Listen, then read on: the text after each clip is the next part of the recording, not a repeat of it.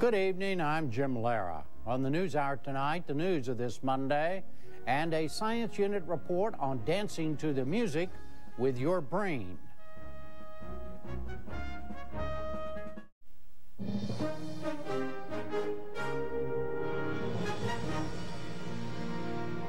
Finally tonight, feeling the music with your brain.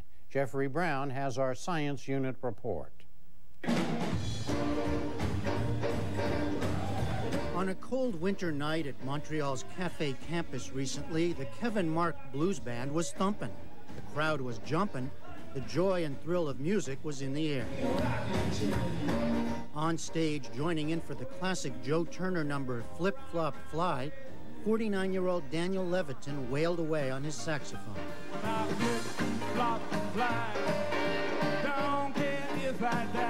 Levitin spent more than a decade as an award-winning record producer, working with the likes of Stevie Wonder and Eric Clapton. But he wanted to understand more about music, and today, the sax man is a scientist, a professor of cognitive neuroscience at McGill University, and author of the book, This Is Your Brain on Music. By combining the latest technology with traditional experimental psychology, he's become one of the world's leading researchers on how the human brain makes sense of one of humankind's oldest passions. I think of music as a kind of window into brain function, a way of studying the brain, because music is something that allows us to better understand how the brain evolved and how our species evolved, a way to better understand how the different parts of the brain communicate with each other, how the brain is wired up.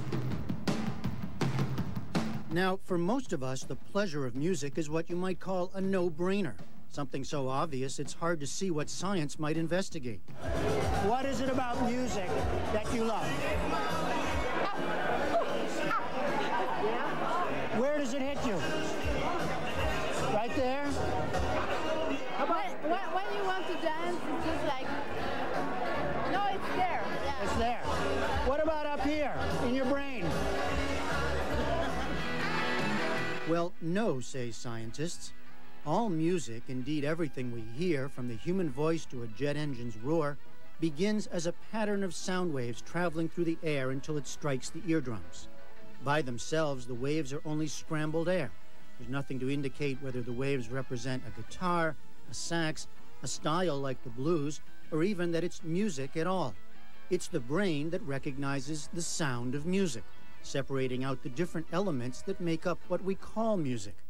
Pitch, or different notes, for example. Or timbre, what distinguishes a C on a guitar from one on a piano.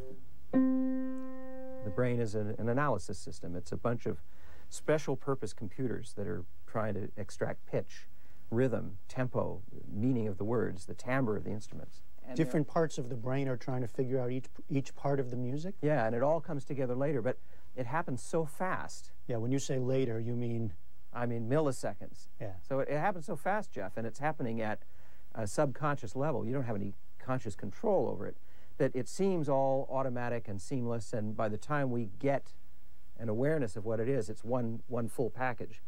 We hear the song as a whole.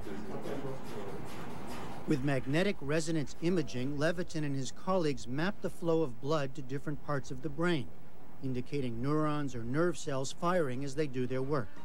The auditory cortex, for example, first recognizes the nerve impulses coming from the ear. The association cortex compares the music it's hearing with past memories, helping us to recognize a tune.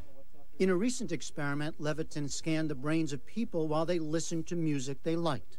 What we were after was to see if the known pleasure network, the circuits associated with the pleasure of eating chocolate or winning a reward or having an orgasm, would actually activate in response to listening to pleasurable music. And what we find in this study is the nucleus accumbens, the hypothalamus, and down here the ventral tegmental region are activated in response to listening to music. All right, so what does all that tell you? Tells us, for one thing, that we've got some neural corroboration to the self-report that people say they like music. Well, yeah, here it is. Levitin and his students use an array of elaborate high-end audio gear, including a fully equipped recording studio, in their quest to learn how our musical minds function. It's attracted the attention of some high-profile musicians like Joni Mitchell. The keyboard on this disclavier can play back a piece of music, such as Beethoven's Moonlight Sonata, as it was recorded. But with a few keystrokes, Levitin can remove certain qualities, such as expressiveness, allowing him to measure precisely how much the human brain can track those changes. How much variation in the real world maps to an equivalent variation in the mental world. So 50% of variability in the acoustics don't equal 50% of variability in the brain. The brain isn't set up that way. Music, of course, comes in many forms and appears to have been part of every age and every known culture. There's a continuing debate among scientists as to music's exact role in human evolution. But Levitin believes that the brain itself has evolved to make sense of music, and that we're each born wired for music, just as we are for language. If you're born listening to Chinese opera, your brain is going to become wired to the rules of that musical form. If you're born listening to Pakistani music, Indian ragas, your brain will become wired to those.